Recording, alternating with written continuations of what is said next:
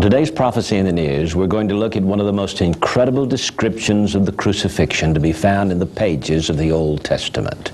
It is none other than Psalm 22. And the fascinating thing about the description of Calvary in this psalm is that it is from the viewpoint of the one hanging upon the cross. It is not from the viewpoint of one standing afar off looking at Calvary, but literally of the one suffering. And it opens with, my God, why hast thou forsaken me?" Gary Stearman is here to discuss with me the Psalm of the Cross. And looking at Matthew 27:46, J.R., we have this. "And about the 9th hour Jesus cried with a loud voice, saying, Eli, Eli, lama sabachthani." That is to say, my God, why hast thou forsaken me?" And we find this in Matthew, the gospel written to the house of David. And there has never been such a clear link in Scripture, J.R. The crucifixion seen in the New Testament as we might watch television. We're seeing it from the outside as passers-by. But when you go back to Psalm 22, J.R., and pick up that opening verse, you're not outside the cross anymore. You are suffering with the person hanging on the cross. Yes. One of the most incredible things about this psalm is that David placed it as number 22 in a list of his psalms. Now, David compiled the first book of the Psalms, which would be the first 41 psalms. And the first 22 psalms appear to be alphabetic. Psalm 1 corresponds to the meaning of the Hebrew letter Aleph, Psalm 2 with the Hebrew letter Bet, Psalm 3 with the Gimel, Psalm 4 with the Dalet, and so on. We come to the 22nd Psalm, we have the Psalm of the Tav. But what is most fascinating about this is that in David's day, the Tav was not written as it appears today. The actual letter looked like a cross. And I have here to my side several ancient alphabets, and I want to show them to you. Here would be the modern Hebrew lettering, and right here the inscriptions of the Hebrew letters from the 1st century, which look very much like the modern Hebrew letters. But when we come over here to the Jerusalem lettering of 700 BC to the Phoenician, which is a takeoff from the Hebrew alphabet, of 1200 BC, you can see down here that the letters literally are in the shape of a cross, even from about 300 BC. All of these ancient alphabets here are generally alike. Takes us all the way back to the Proto-Sinaitic alphabet of 1700 BC. We still have the last letter Tav looking like a cross. And what's so remarkable about this, Gary, is that crucifixion was not the Jewish mode of execution. It was, as a matter of fact, the enemies of Israel were the chief users of crucifixion. In fact, it was devised, as I understand it, by the Assyrians early on, and of course passed on to later conquering nations of the Gentiles, the Medes and the Persians. Crucifixion was specifically designed as the most horrendous way a man could die. Horrendous, and not only that, but demeaning, because you hang naked in full public view on the cross, and you die not by loss of blood, not by pain, not by the loss of vital organs, but by suffocation. Because as you're fastened to the cross, your arms are stretched out, your diaphragm is distended, and you can't get a good breath. And so here you're hanging in full public view in the most humiliating way possible, and you have this terrible feeling of not being able to draw a breath. And the only way you can draw a breath is to push yourself up and writhe in agony. You push yourself up with your feet. And pull yourself up by your pierced hands. By your pierced hands to get a breath. And then you sink back again and exhale. And then you have to rise again to inhale. And this goes on until you die. Well, it's the most fiendish method of death ever devised. And the cross comes to us in several ways. For example, the Latinate crux. We have words like crucifixion that contain that Latin root crux. The crux of all human history is said to be the cross. if there's a decision to be made, it is called a crucial decision. If pain is said to be the worst kind of pain you can think of, it is excruciating pain. It has that word crux in the middle of it, the cross. So crucial, excruciating, crux, all of those words come from the cross. And it might be said, too, that that's the crossroads of history. That little X, or cross, as it was written. X marks the spot. It does indeed. Calvary. Yeah, Calvary is the spot. In all of human history, X marks the spot, doesn't it? That is correct. Yeah. That's incredible. And David, when he wrote Psalm 22, used the cross as the letter Tav. And that's astounding to me, because prophetically this looks forward to man's redemption through the blood sacrifice of Christ on the cross. Yeah. In fact, this is such a fascinating study here, to see that this is the Psalm of the cross, and the cross was the 22nd letter of the alphabet, and this was placed as Psalm number 22, corresponding to the cross. Gary counted the crosses, or counted the Tavs, in this chapter of 31 verses. Tell us about it, Gary. As you go through the Hebrew manuscript for Psalm 22, and I thought, well, this is the Psalm of the cross, and David wrote the psalm using the little X as the letter Tav, and it suddenly dawned on me, I wonder how many of those little crosses there are in this psalm. And JR, would you believe there are 40 of them? 40 crosses. The number of testing. The number of testing. That's amazing. And you know, if Jesus was born in AD, or in 2 BC, then he would have been crucified at age 33 in AD 31. It's kind of interesting, Gary. There are 31 verses in this psalm. Not only that, but in the first 22 verses, which is a dividing point of this psalm. That's right. There are 31 of those crosses. 31 Tavs. And JR, you know, it's fascinating to me that the number 31, it was said by E.W. Bullinger to be a number associated with deity. Yeah. That's right. I've got it right here. He spoke of that in a very particular way. On page 265, he says, the Hebrew expression of this is El, that is Aleph Lamed, the name of God, and its signification as a number or factor would be deity. 31 verses tell us this is deity hanging upon the cross, doesn't it? That's right. And so, 31 of these little crosses in the first 22 verses tell us also that it is deity hanging and suffering here on the cross. It really does. And by the way, if you're thinking, well, maybe this is a little far-fetched, remember, we have long since had it proven to us, far beyond a shadow of a doubt, that when David wrote, he understood the metaphors and meanings of each letter of the Hebrew alphabet and wrote accordingly. And JR, the 31 verses of this psalm divide beautifully. They divide after the 22nd verse, leaving 9 concluding verses. So you have the first 22 verses that have a particular message. 22 verses, the number of letters of the Hebrew alphabet. The message of the cross. Message of the cross, and then the remaining 9 verses, I guess for want of a better word, are the gospel, given to us in a very special way. And we want you to see this division vividly on today's Prophecy in the News. Let's talk about these 22 verses, Gary, that describe the suffering on the cross. They in themselves are alphabetic, being 22 verses. But in a unique way, these verses show the very antithesis of the meanings of each of those 22 letters of the alphabet. In other words, what we have here is the suffering. It's the opposite of the positive. This is the negative side of these 22 letters of the alphabet. It really is. And there is a prologue, there is a choir direction at the beginning of this psalm to the chief musician upon Ayelet Shachar, a psalm of David. And that term, Ayelet Shachar, means the deer of the dawn.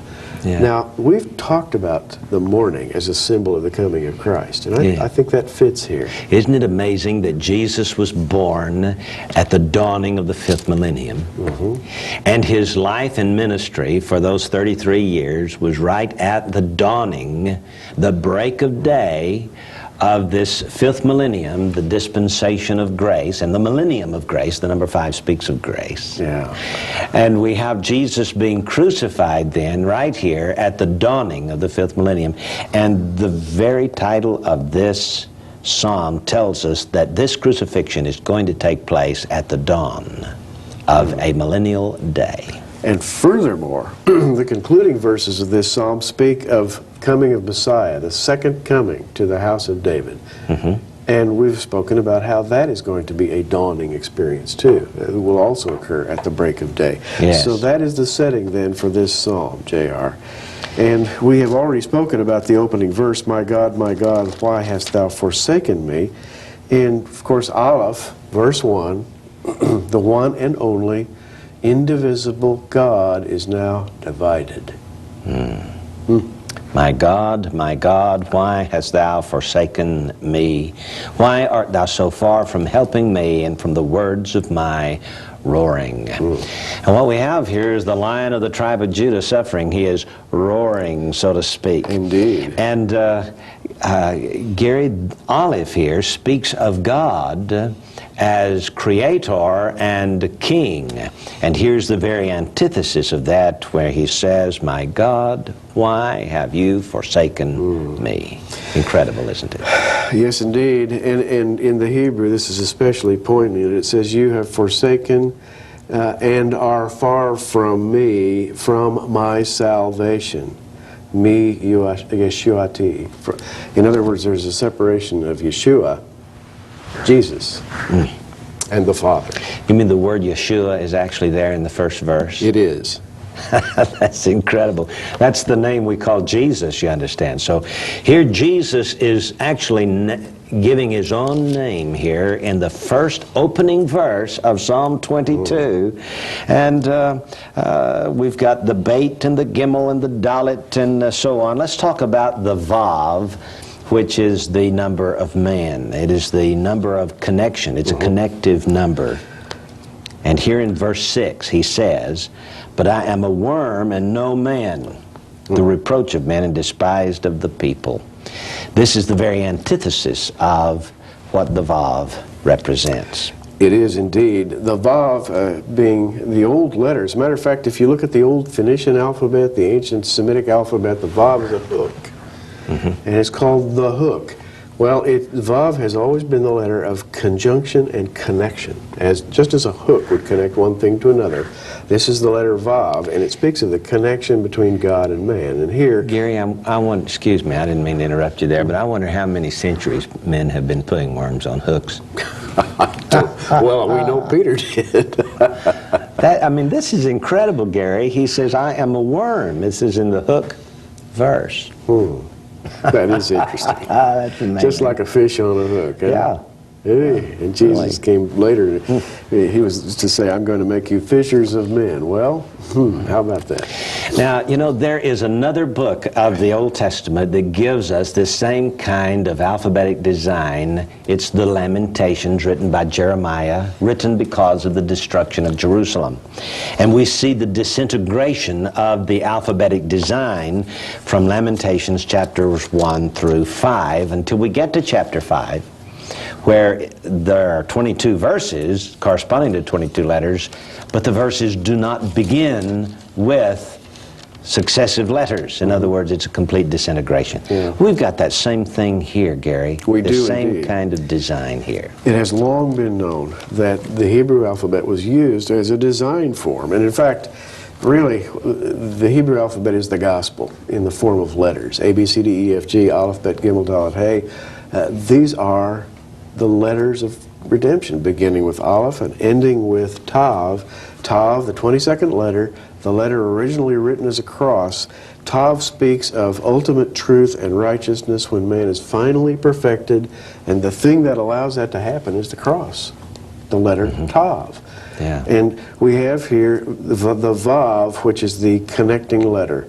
It's called the letter of conjunction, a letter of connection. It's also a letter of transformation, meaning that when man and God are truly connected in vital living union, man is transformed into a higher being. And you know, the vav is missing from the word toledot in the first 5 books of the Bible, which is translated generations.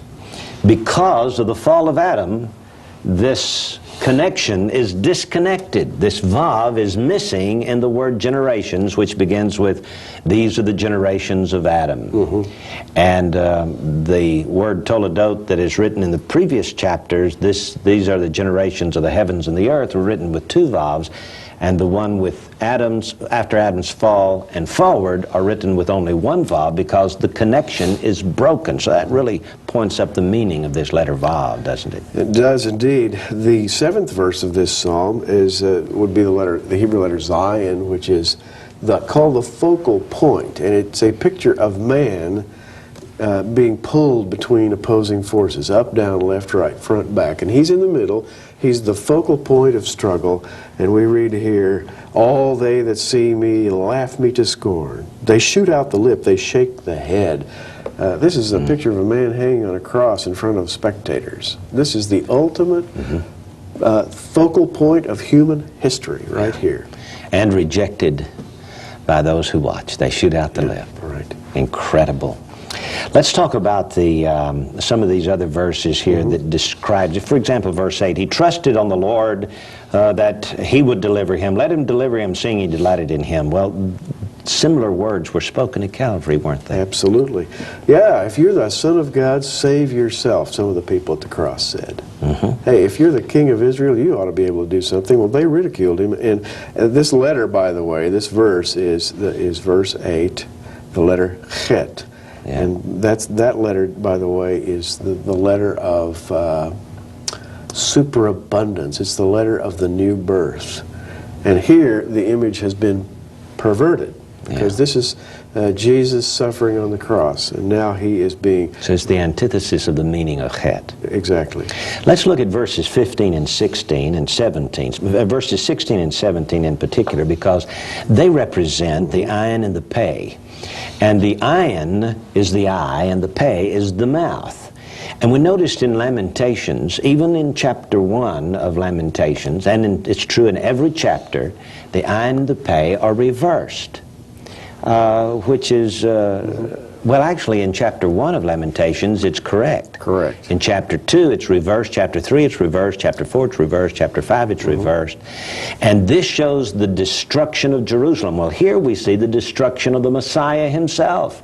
And so the ayin and the pei would naturally be reversed. And it is, isn't it? It's absolutely reversed. The eye and the mouth, which are symbols either of declaration and blessing, or of mourning and grief, and here they're reversed. We have the pei, the mouth, represented in verse 16, for dogs have compassed me, the assembly of the wicked have enclosed me, they pierced my hands and my feet.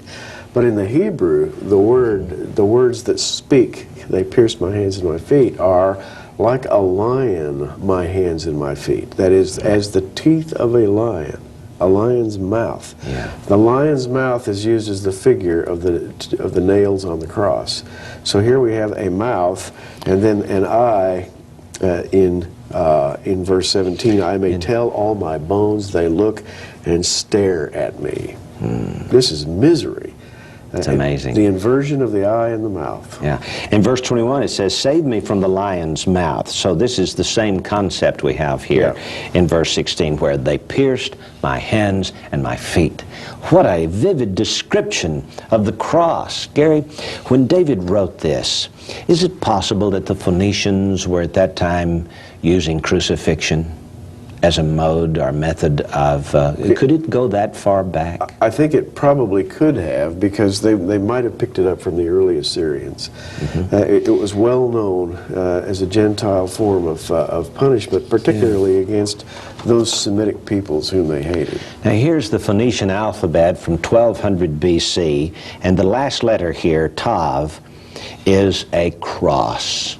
So this would be the Phoenician crucifixion, and evidently David was, maybe had this in mind as he wrote this, but it was the Holy Spirit of God who gave him this insight. What a profound prophet David was. So the cross, the most horrendous symbol when you really know what it means, ever devised, becomes also the crux of human history. And furthermore, the final letter of the Hebrew alphabet. And the symbol of that, the metaphoric symbol, is truth and perfection. So the first 22 verses, J.R., culminate this way. Here's the 22nd verse. I will declare thy name unto my brethren. In the midst of the congregation will I praise thee. Here is a declaration that the work on the cross is an effective work. It's going to produce an effect. That's amazing, isn't it? And this is truth and perfection. That's almost like him saying, it is finished. Yeah, it really is. And it also says, I will declare thy name, the name of Jesus, for there is none other name under heaven given among men whereby we must be saved. That's right. Now the next 9 verses, beginning with 23 through 31, tell a different story. We move from the crucifixion to this telling of the gospel message. Tell us about it, Gary, and how it fits. Well, the way it fits, J.R., is that we have 9 verses that speak of the kingdom. And verse 23 says, Ye that fear the Lord, praise him, all ye the seed of Jacob, glorify him and fear him, all ye seed of Israel. J.R., this is going to happen in the millennium. In other words, when we get to that time after the second coming and after the tribulation and he steps forth to his people, all these verses are going to come to pass. So we're looking now forward past the church into the millennium. And it's astounding the way these 9 verses develop, including, and I want to put this in because we're running short on time, the very concluding words of verse 31 are, in the Hebrew, literally, it says, he has done it. Ki asha, 2 little short Hebrew words. He has done it. That's the way this psalm finishes. It's like it is finished. It is finished. Completed, done. And so we have 22 verses of suffering and anguish. Verses 23 through 31 declare the glory of God to the kingdom, including the Gentiles living in the kingdom age. Do you ever wonder why we have 27 books in our New Testament? Listen to verse 27. All the ends of the world shall remember and turn unto the Lord, and all the kindreds of the nations, that is the Gentiles, shall worship before thee. That's Gentile Christianity. What a tremendous way of giving us this gospel message. It would be taken to the ends of the world. All the ends of the world shall turn to the Lord, all the kindreds of the nations shall worship before thee. Verse number 27, and it's bound to have a connection with the 27 books of our New Testament.